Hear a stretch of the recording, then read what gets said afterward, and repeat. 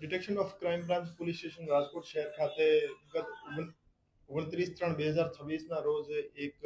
316(5) અને 3(5) એટલે કે ગુનાહિત વિશ્વાસઘાત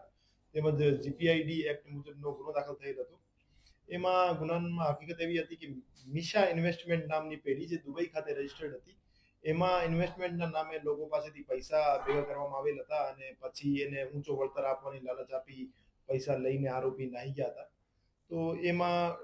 અમારા પાસે જે ભોગ બનનાર આવ્યા એને 1,74,93,000 રૂપિયા એ પેઢીમાં ઇન્વેસ્ટ કર્યા હતા અને એની બદલામાં એને 26 લાખ વળતર આપ્યો હતો અને પછી આરોપીઓએ પોતાનો ફોન બંધ કરીને ભાગી ગયા હતા. તો એમાં કુલ 4 આરોપી છે. એ પૈકી અરવિંદભાઈ લાલજીભાઈ ખૂંટ અને ગોરાંગ મનસુખભાઈ ખૂંટ નામના 2 આરોપી જે છે એને ઇકોનોમિક ઓફેન્સ વિંગના પીએસઆઈ શ્રી દ્વારા એની ધરપકડ કરવામાં આવેલ છે અને હાલમાં એ આરોપી પોલીસ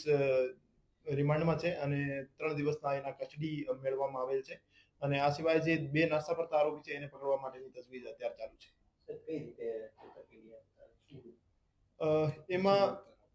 એમાં એક મિશા ઇન્વેસ્ટમેન્ટ નામની એક પેઢી હતી જે દુબઈ ખાતે રજીસ્ટર્ડ હતી. એમાં ઇન્વેસ્ટમેન્ટ કરશો તો તમને ઊંચો વળતર મળશે અને એને મંથલી ઊંચા વળતરની લાલચ આપી લોકો પાસેથી પૈસા મેળવવામાં આવેલ હતા અને પછી એમને અમુક સમય સુધી વળતર આપી પછી આખો મૂડી અને વળતર આપ્યા વગર માણસો એના પૈસા લઈને નાહી ગયા હતા. હજુ સુધીની જે તપાસ છે એમાં 15 જેવા બીજા માણસોના નામ અમારા પાસે આવેલા છે જે એના પાસેથી પૈસા મેળવવામાં આવેલ હતા. હું તમામ જાહેર જનતાને અપીલ કરવા માંગુ છું કે મિશા ઇન્વેસ્ટમેન્ટ નામની પેઢીના નામે તમારા સાથે પણ કોઈ છેતરપિંડી અથવા ઊંચા વળતરની લાલચ આપી પૈસા મેળવવામાં આવેલ હોય તો આપ તાત્કાલિક રાજકોટ આર્થિક ગુના નિવારણ શાખાનો સંપર્ક કરો અને એમને હું સાહિત્ય તરીકે આપણે એડ કરી અને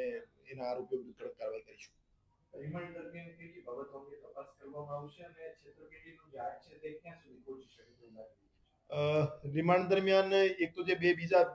આરોપી છે સાગર અને જ્યોત્સના એના લોકેશન બાબતે અને એની જે એમઓ છે એ બાબતે વિસ્તારપૂર્વક પૂછપરછ કરવામાં આવશે. આ સિવાય એ પૈસા જે છે માણસો પાસેથી લઈને એને ક્યાં ઇન્વેસ્ટ કર્યા છે અને કઈ પ્રોપર્ટીઝ એને પોતે લઈ લીધી છે, એ પ્રોપર્ટીઝ ટાંચમાં કેવી રીતે લઈ શકાય, એ તમામ બાબતો બાબતે અમે ઊંડાણપૂર્વક તપાસ કરીશું અને હજુ સુધીનો જે આંકડો છે છેતરપિંડીનો જે 1,74,00,000 જેવું છે અને બીજા માણસો અમારી પાસે ભોગ બનનાર આવશે તો એ આંકડો વધુ થવાની શક્યતા છે.